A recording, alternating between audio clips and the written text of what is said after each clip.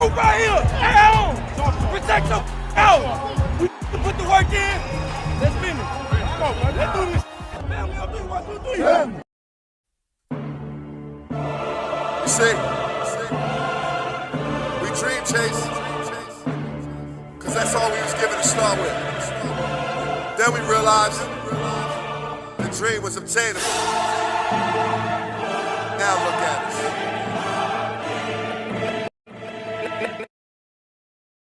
What's going on, Eagles Nation and TMTP family? Welcome back to another episode here on the Main Thing Podcast Presents. It's your boy, Mr. Owens. And after further review,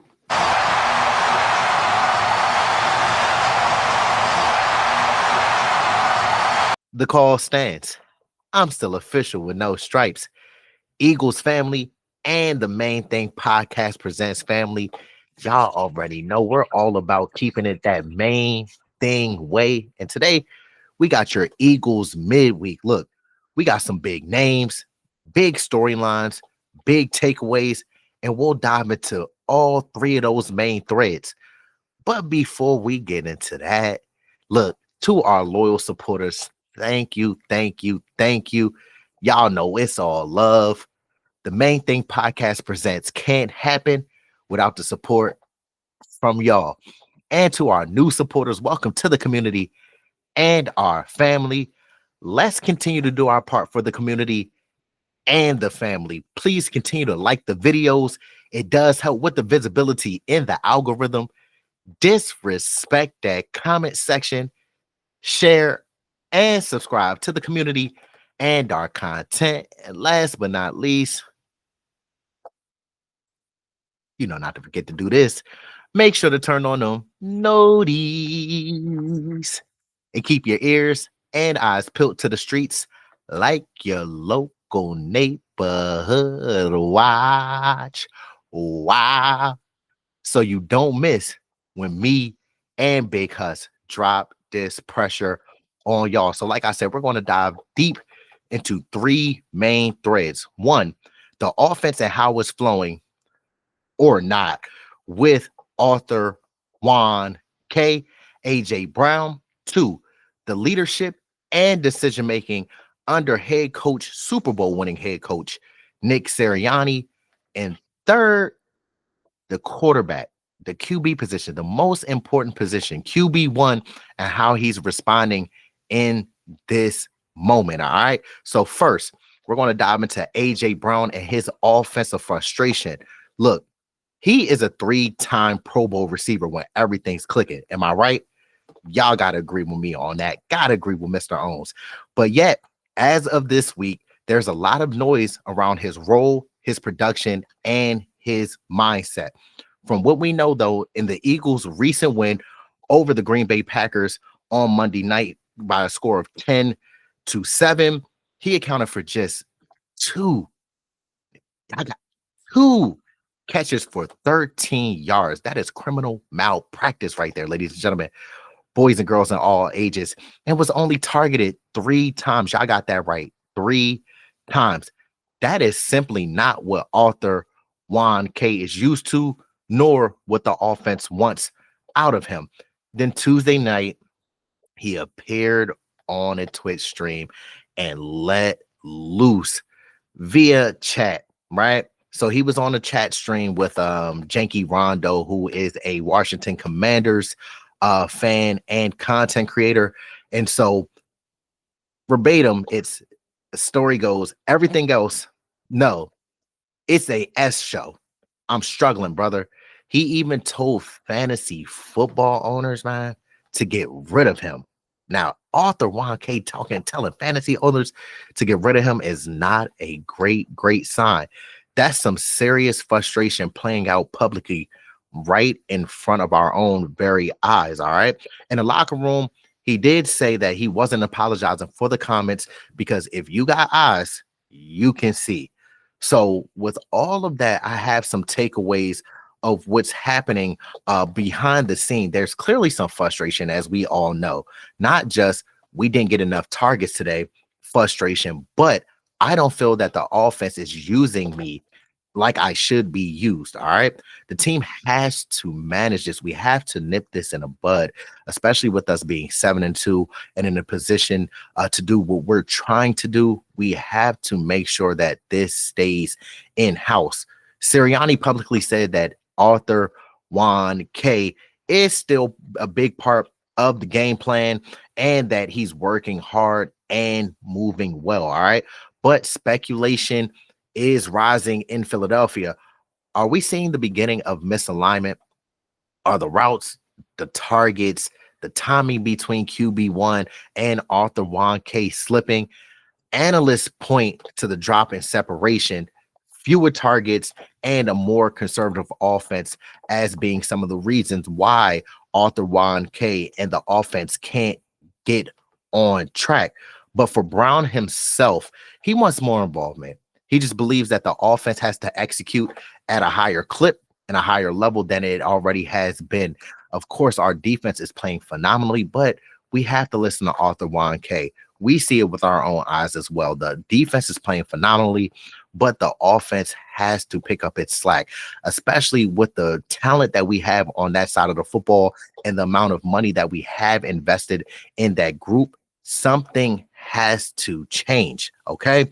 Look, so for our supporters, all right, AJ is still in the mix right now. Look, like a cake batter, like we Betty Crocker out here.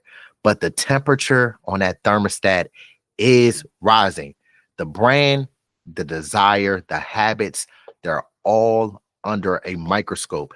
This is a story that matters for how far this team goes. You can say what you want about Arthur Juan K and how he voices and expresses his displeasure. But one thing that I know is when Arthur Juan K is on that field and in that locker room around his teammates, he wants the best for everybody and he wants the best for himself. Just look at how he trains, how he goes about his business. He is a top 3 wide receiver in this league, ladies and gentlemen, boys and girls of all ages. And if we want to go back to that promised land and defend our Lombardi, we need Arthur Juan K to be a major part in this offense and to contribute. Now, I look at this as Kevin Patullo. He is the common denominator, okay?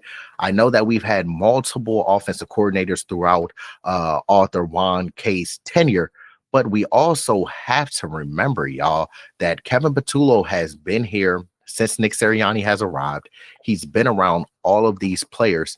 By now, you should know their strengths and weaknesses and be able to use them in appropriate manner.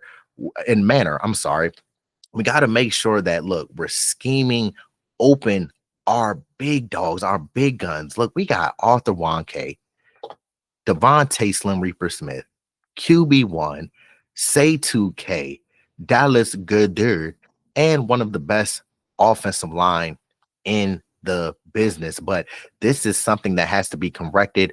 I know that a lot of times they cloud Arthur Juan K, so it's hard for him to get open. But I mean, if Kevin Patullo got the keys handed to him, he has to be able to be schematic and scheme open his best players and get his best players the football. That's all we're asking. And that's all Arthur Juan K is asking. He's seeing that the offense is stale. He's seeing that it's stagnant.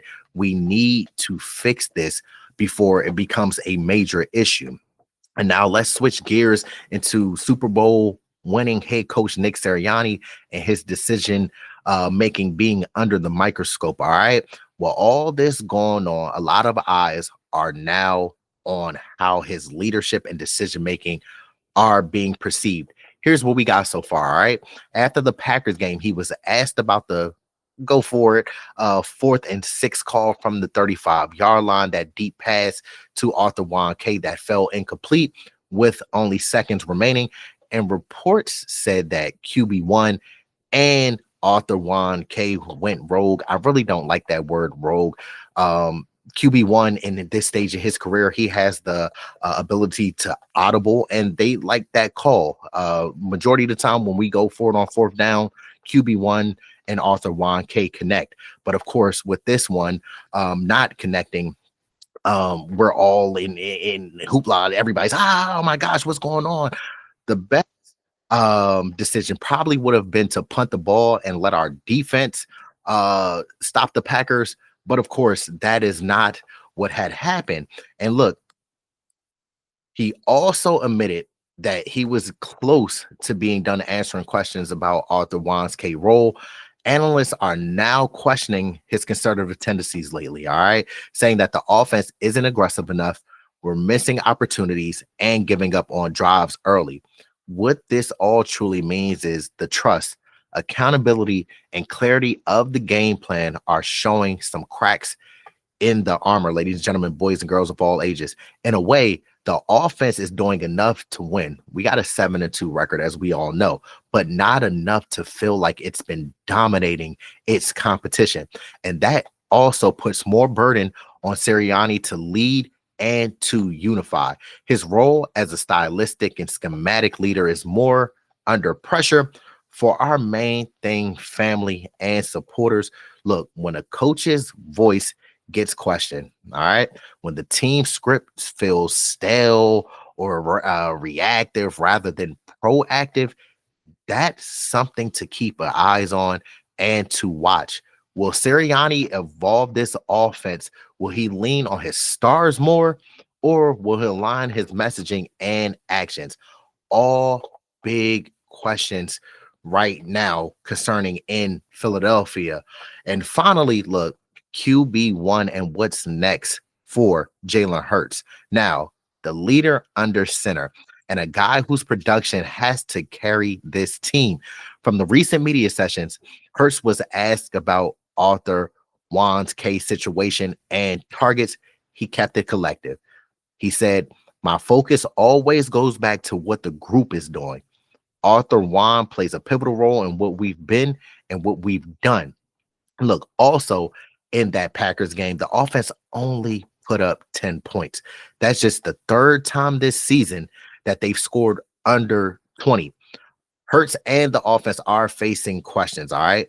How do we turn good into dominant? How do we turn wins into statement wins? For our supporters, QB1 can't just be solid. The ceiling is higher for him, obviously, as we all know. He needs to leverage his weapons like Arthur Juan, adjust when the offense is grinding, take charge when the script feels stale. And look, the next few games matter. Are we going to see any growth, or is it going to continue to be stagnant? I know sometimes everybody always says, oh, QB1's missing the open target. QB1's doing this.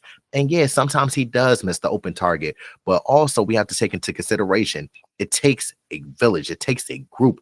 We also have to remember the offensive line has to hold up and pass pro to allow QB1 some time to throw those balls. Sometimes when he's out there, he does get off of his read too quickly and doesn't go through all of his progressions. But it is very, very hard to play quarterback at a very high level. Some things what I will like to see from QB1 is I love the fact that he doesn't turn the ball over and he doesn't take a lot of risk. But sometimes when you have those receivers that we have and the weapons that we do have on offense, I need you and I want to see you take that risk, QB1. We know that you can sling it from the pocket. We know how cerebral you are in the pocket and how fierce you are from that pocket. Give Arthur Juan, give Devontae Smith, give Dallas Goedert, Jahan Dotson, whoever the target is, an opportunity to make a play. I'd rather you have 3 touchdowns and 1 pick versus 1 touchdown and 0 interceptions. We have to be a little bit more aggressive and make sure that we turn this offense around and get everybody on track. This is the main focus and the main thing that we should be taking care of this week as we prepare for the Detroit Lions at the link on Sunday night. So let's go over to some roster and injury activations. All right, so some of the key updates regarding the roster. We got Cam Beef Jurgens back. He has missed the past 2 games with a knee injury. Brett Toth has done an amazing job filling in his void, but he got back on the field, this being Cam Jurgens, in practice this week, and is listed as a limited participant, which bodes well for him possibly playing this Sunday night versus the Detroit Lions. Because look, we all know that O-line and Jeff Stoutland needs stability up front. Lane Johnson paved the lane. He suffered an ankle injury in the first half of the win at Green Bay. He was carted off, then returned later, and is now likely to play versus the Detroit Lions, but is limited in practice this week. We already know how much Pave the Lane means to us. He's been here since 2013. He was picked number 4 in the first round out of Oklahoma. When Lane Johnson's on the field, it's simple. We win. We win a lot of football games, and when he's off the field, we can see a drastic drop off. Fred Johnson does an amazing job at right tackle when it's his duty to come in and spot play and play for if Lane Johnson gets injured. But we know the ability, the all-pro ability that Lane Johnson continues to put out on that field is needed. So getting some of these pieces back on the offensive line should create some more stability for us in this second half of the 2025 NFL season. Now, with Jaire Alexander retiring and taking a moment away from football, I do want to touch on that. Some shout out to Jaire Alexander for stepping up and talking about your mental health and your well-being. A lot of times we're taught to be strong, be tough, don't show your emotion, don't cry, don't do anything like that, don't talk to anybody, like make sure that you stay closed off and shielded and things like that. And I think that is such a weak thing to do, because when you don't talk to people, you just build up internally, and when that finally comes out, it's not the greatest outcome that happens. And I just commend Jaire Alexander for recognizing in his life where he is as a person. It's bigger than football, ladies and gentlemen, boys and girls of all ages. This is always something that you could come back to, okay? But your mental health and things like that is something that you can't come back from. You have to make sure that everything is lined up and that you're well. So again, I commend Jaire Alexander for taking some time out, knowing that he couldn't give his all to this ball club and take this time away to get his mind right, get his body right, get his psyche right, and hopefully he's able to help us somewhere down the road if he does choose to come back. But if not, we wish you well, Jaire Alexander, and I'll be rooting for you through this whole process. But with that news, with Jaire Alexander, that opens up a spot in that cornerback room, and Jacorian Bennett has been activated from injured reserve this week, which adds depth to the secondary. He might get his shot to we might get a chance to see if Jacorian Bennett can man that cornerback 2 position, but it's a wait and see game. We just got to see what he does on that gridiron. And at the same time, Jaire Alexander has been placed on the reserve retired list, meaning he won't contribute this season. All right. Other injury reports are Landon Dickerson and Tyler Steen. Landon Dickerson with the quad injury and Tyler Steen with the oblique injury. They practice, but in a limited fashion. So, Mr. Owens, what does all this mean? All right. The offensive line is showing signs of healing and returning to form, which is critical for QB1, Arthur Juan K, and the offense as a whole. The secondary shuffling reminds us that the defense is in transition, but depth still does matter on that side of the football. Roster health and depth will play a big role in how this team finishes the season. All right. So let's look into the big picture. What's the grand scheme of things? At a 7-2 record, we all know that is a very, very strong record to have, especially being midway through the 2025 NFL season and being number 1 in the NFC. We're on track to have home field advantage throughout the playoffs. All right. But the narrative is shifting. Are the Eagles playing to win the game or to dominate their opponent? Because if you want to go deep in the playoffs, as we all know, you have to dominate your opponent. You have to take their spirit, break their spirit, and take their soul. All right. The discontent from Arthur Juan K is just not about one game. All right. It's a symbol of something deeper. Usage, the chemistry, his role. This team must address that, or it becomes a distraction. As I mentioned earlier in the video, Sirianni's leadership and play calling are facing more scrutiny. Being conservative may get you some wins, all right? But that is not what's going to get us to the Super Bowl, and not only get us to the Super Bowl, but win the Super Bowl. QB1 is still the core of this team's identity. If he does, in fact, raise his ceiling, as we all know, man, y'all see it right on my shirt.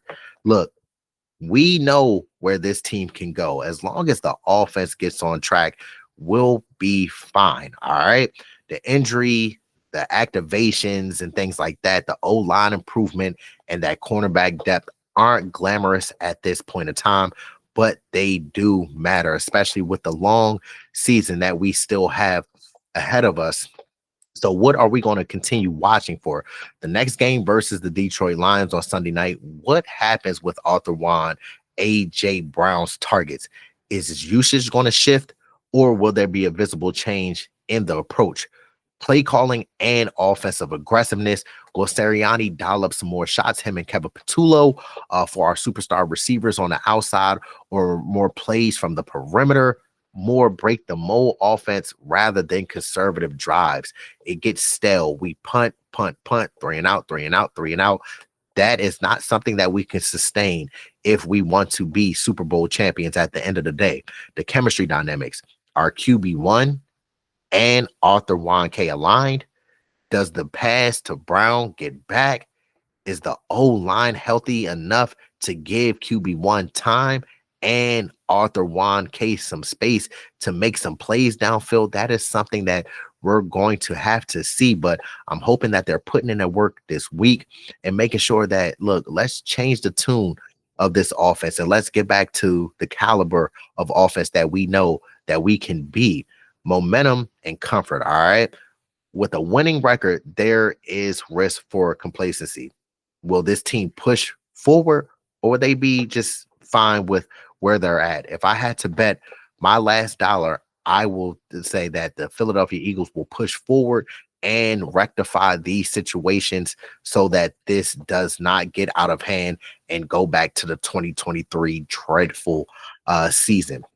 Now, keep tabs on Cam Jurgens and Lane Johnson's availability. If the O-line does suffer, the offense suffers. It's plain and simple. It all starts in the trenches. It all starts up front.